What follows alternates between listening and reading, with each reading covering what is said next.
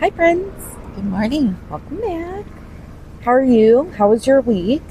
Let us know. Say hi in the comments. Let us know where you're visiting from. How was your week? Long. Yeah. Aunt Flo's visiting, and that's just never fun. She's always an unwelcome visitor. Tired, crampy, grumpy, craving the salty things, feeling bloated from the salty things. So I'm looking forward to this week being over. But once my visitor leaves, I think it'll be good.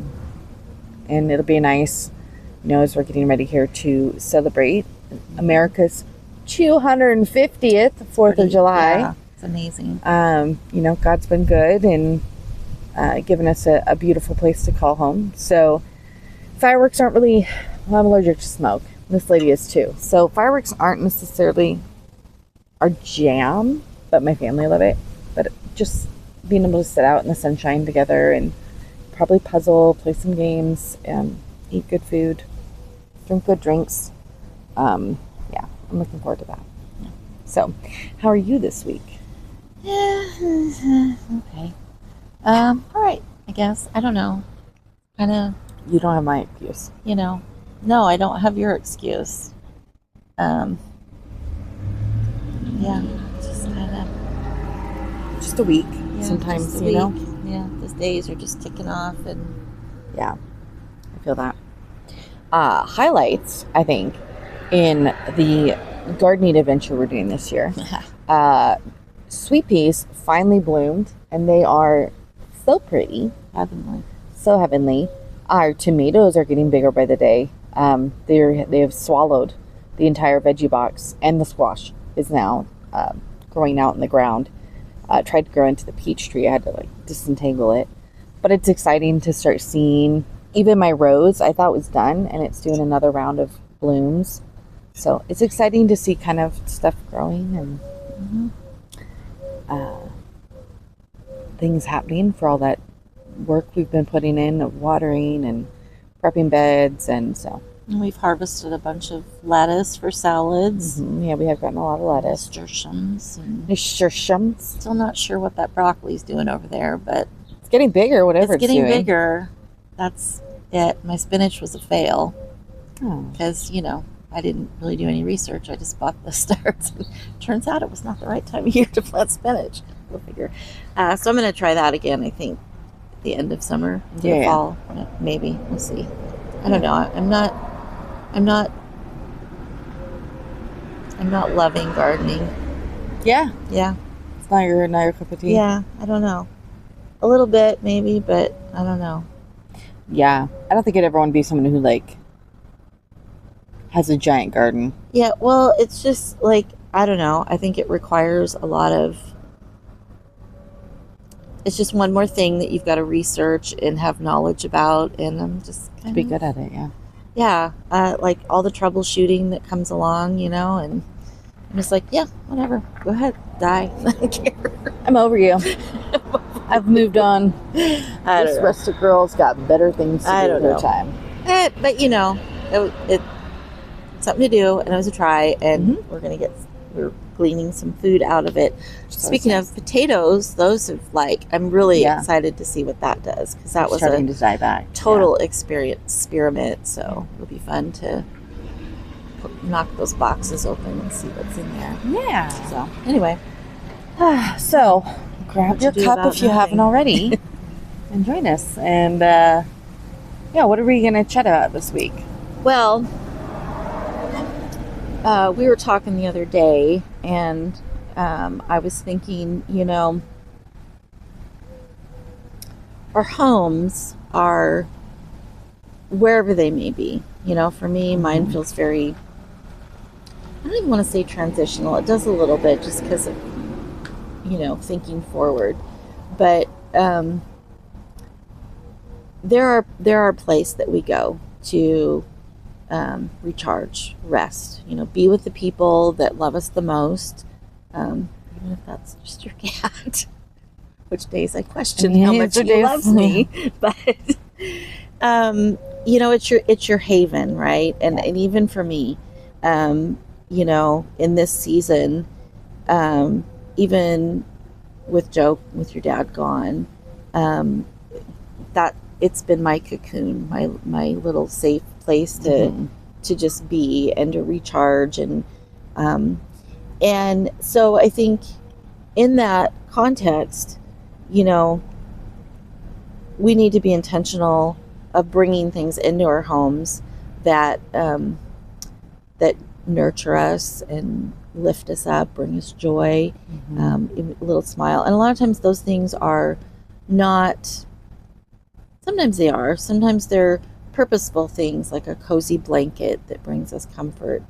But sometimes they're things that are just, they don't really serve any purpose, but just to be there and make us smile and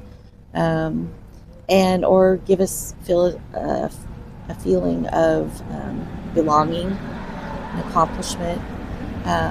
So I was thinking about what are some of those things that we have in our homes that maybe don't really serve a purpose. Yeah. But you just don't want to give up the shelf space to let it go, so to speak. I like that. It's good. So, well, I think one thing I have in my home when I think about that is the extra pillows on my bed, which is not, my husband's not the biggest fan, so I don't have like 20, but we have like 2 sets of regular pillows, and then I have this like lumbar pillow size, but it's a leather one, and it's completely decorative, and it's not something I've had in the past, but for me, because life is hard and there's so much that I don't accomplish each day, being able to get up and make my bed, and I look at like just my pretty bed. I've invested in like a quilt for the bed, so you've got like the duvet, and then you've got the quilt, and I have my pillows, and it's just like this really pretty, inviting space that no one's allowed to touch because I want it to stay pretty. That's probably something extra that I have in my home that is kind of just it's just there to make me happy. Well, I've removed one of the things that was my extra, just because I am very, very limited on space, and I've talked about it before. My little cubby filled with my little doodads, and that was kind of where I contained all those little things. I would say there's maybe 2 things in it that I would actually take out and use. I had like a little small crock that I would use sometimes if I made like a special butter or something, or I might use it for a dip. But it was purely, I still have it, but it's packed away now. So right now, one of the reasons I moved that is I have been reading a lot. And in this season that I'm in right now, there are days that I recognize that I'm in a season of healing and trying to grow and I give myself a lot of grace. And then there's the other days I feel like I'm not accomplishing a doggone thing, that I'm just sitting watching the days tick off. And one of the things that I have been doing a lot is reading. Now, when you're living in a very tiny space, holding on to books, it's very much extra. It's a very much extra thing. You read it and then you move on. Like when we left on our journey, I had precious few books. They were they were not books that I really intended on keeping. They were just books I wanted to read that I still hadn't read. But as I started reading, I realized that I was gleaning little things out of all these books, and it is like across the board genre, and but I've started stacking them up because I recognize this is part of this journey I'm on.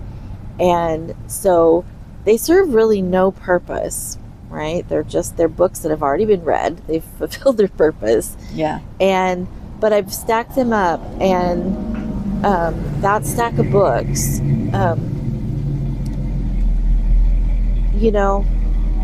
I don't know that it brings me joy. I don't know that that's the right word for it, but I glance at them and I remember little things, and it's a monument, I guess, for lack of a better word, that I am doing things. In reading those books, I am restoring myself. I'm thinking about the future, and they're just kind of this little reminder. So they are very, this tower of books serves as it's extra, but it is serving a purpose. That was a lot deeper than I thought it was going to go. I was thinking about just on our Instagram, which is basically my Instagram, but I've been posting in the stories, and I have a highlight that's just the puzzles of this year.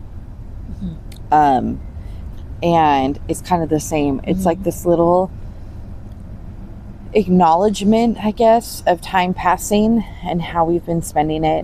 And I think it's funny. We talked about this a little bit yesterday with grief, and how it just in general, we were talking about how much it changes you, like deep grief. I mean, I lost my grandma, and I love my grandma. And I was sad for a little bit, but I moved on. This is the kind of grief that it's the core of your being. I mean, your whole world shifts. My dad was a really good dad growing up, and he fulfilled that role in my life really well. But as he became, as I got older, it became more of a friendship. And so losing him, it was losing my father. It was also losing a best friend. And so it's just been something that's just really like, my whole life just looks different now. And so when you're in deep, deep grief like that, I think it fundamentally shifts you. And it's interesting because you hear about the friends you lose, and you think, well, okay, people who can't handle your heavy grief, or the fact that it has changed you, and they're waiting for you to go back to being you, but you're never going to go back to that person. That person's gone, and it changes you. And just thinking about also, though, the surprising friendship shifts because your mentality, you just don't have the capacity for pettiness. And like, when I say pettiness, I mean like literally everyday life, guys. So it doesn't come from this place of being like, oh, I'm superior and I'm arrogant to everybody. It comes from this place of like, and I didn't understand why. Like, it was so hard to do. I mean, literally everything is hard to do. Everything is work. And when I was pregnant, I remember reading something about how like, well, like, you're tired all the time. You're like, I didn't do anything. And it's like, well, you did a lot. Your body behind the scenes was like creating this other human. And so of course you're tired. And I was like, oh, makes so much sense. And in grief, like, your brain is doing so much processing work, that there's just not a lot left, because it's a finite resource. And so you just don't have the ability to process other things. And so trying to do everyday things is hard.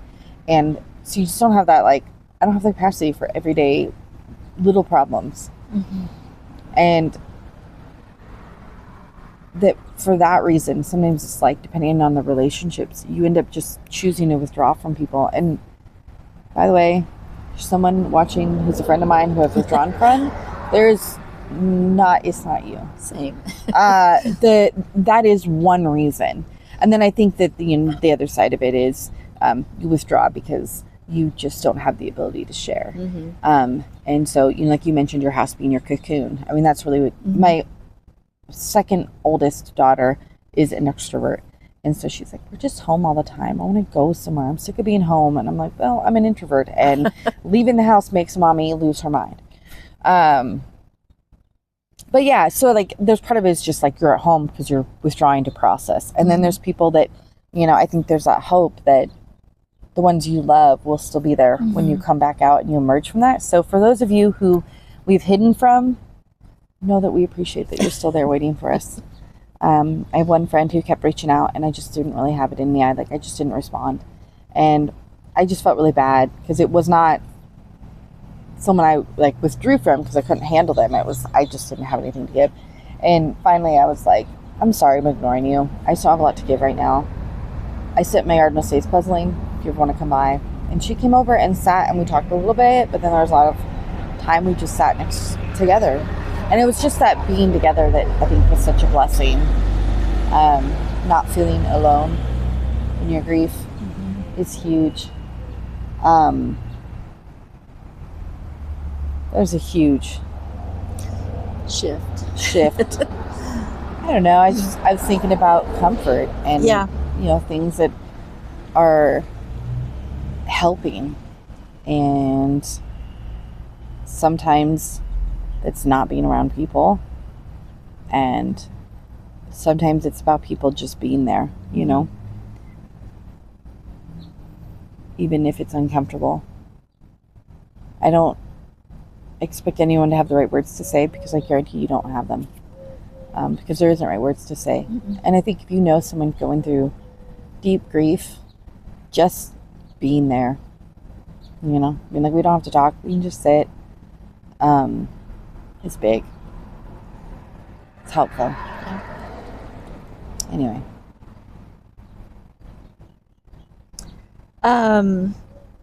Well, sorry, guys. That's okay. I'm with you 100%. Sometimes it's sometimes it's a challenge to even get on here and talk about things, because as you see, the conversation shifts to the season we're in. But I do think that it's worth acknowledging that those things in your home that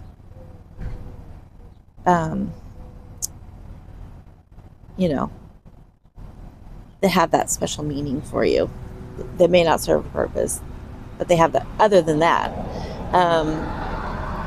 that's going to shift. This is a really great example.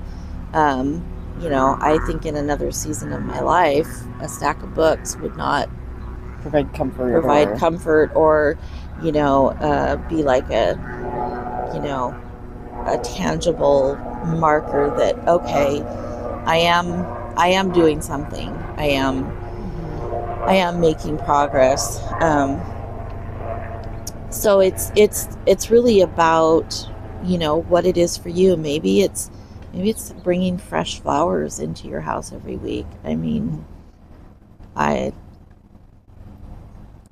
some could argue it's just a waste of money. Buy something that's been cut and it's dying as you bring it home, and you get to enjoy it for how many days, and especially if they're not good ones, you get the roses that go like that the first day you have them. But whatever it is, little things. I mean, for me, photographs are a big one right now. I mean, I've kind of always had photographs in my home, but not so much. I went more digital when we traveled, and now I've got photographs tucked up everywhere.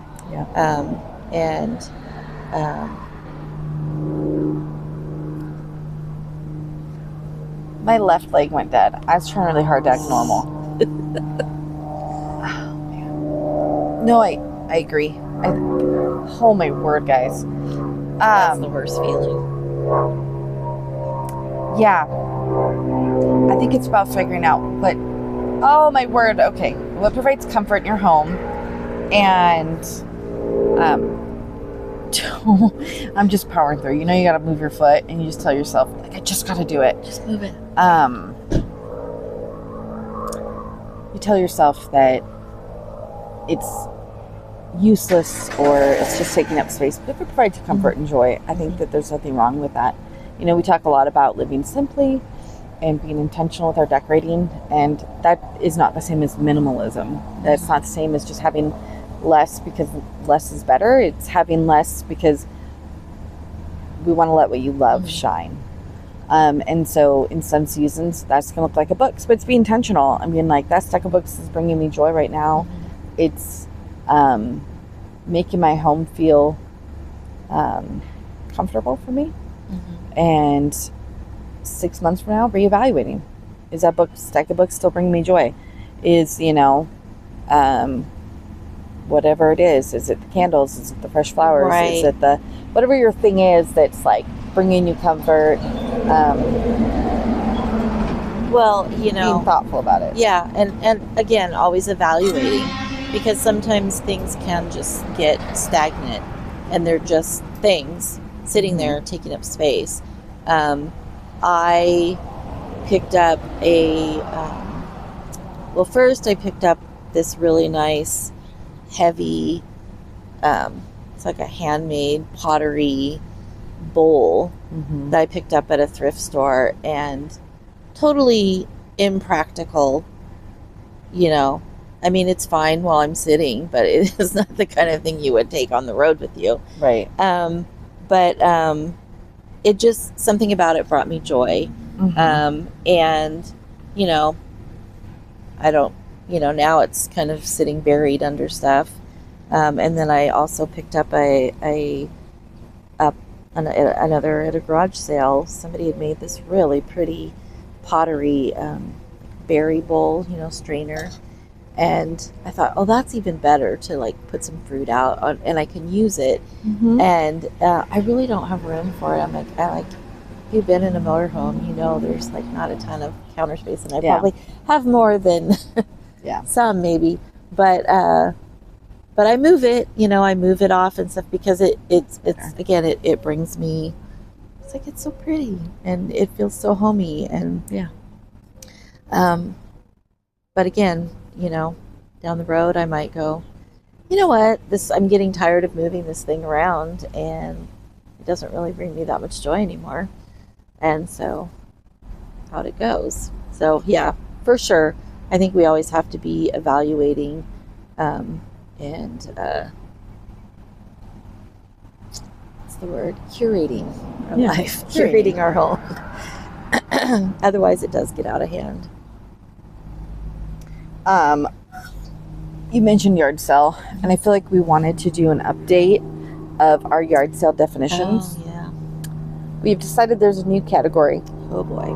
It's called the witty yard sales, and they're our favorite now. So I mentioned it in the original yard sale one, the yard sale with who was it? He's got the gaff in his teeth. Mike Tyson. Yeah, it was Mike Tyson. So there was one like that. I saw another one that was Little Mermaid, like, and the sign said, "We've got gadgets and gizmos aplenty, visits and what's it's galore." And then there was another one the other day that was so funny. The Little Mermaid. I did that. I just said that one. Oh, sorry. I was very fixated on my cat. You spraying my tree. You showed that tree. Who owns that tree? Oh my goodness. Oh, now we're gonna scratch at the grass. This is my spot. Oh, buddy. That's some You need some water. pungent pee. What did you eat last night? Garlic? Oh, dude. Okay. Well, anyway, no, there was another one. Anyway, I feel like every time I've seen one of those signs and I went to the yard sale, it's a banger. Like, they're funny. They've and taken they're the time. cool, and they've thought. they've taken time. I think that's where they're yard sale people. They get you, and they know what a good yard sale is. So that's an updated category that we love. And if you haven't watched that video or listened to that, Yeah. um, Could throw a link yeah, I up was for gonna it. say, It probably won't be there. We don't know. But I'm gonna point like it's gonna be like right here, man. Yeah. Well, let's see. That was an eventful little chat. yeah. Kind of went around the bend a couple times. Just around the I feel river like we do bend. tend to do that. Waiting just. But we would love to around the hear river bend. what kind of things that You hold around. Just you they bring you hang on comfort. to just because they bring you joy, bring you comfort. They don't serve a lot of purpose. Maybe it's, I used to have this big pottery bowl. It broke, sadly.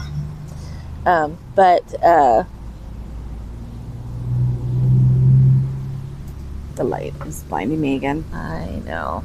I'm not sure this. I think we're gonna have to find a new spot. I know. Everybody knows spots though.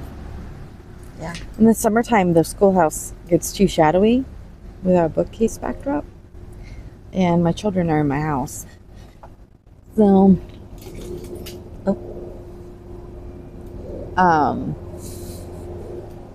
sorry, cat's being. Oh, you know what we are collecting in our home to bring us comfort? Cats. You heard that right. We just got a new cat.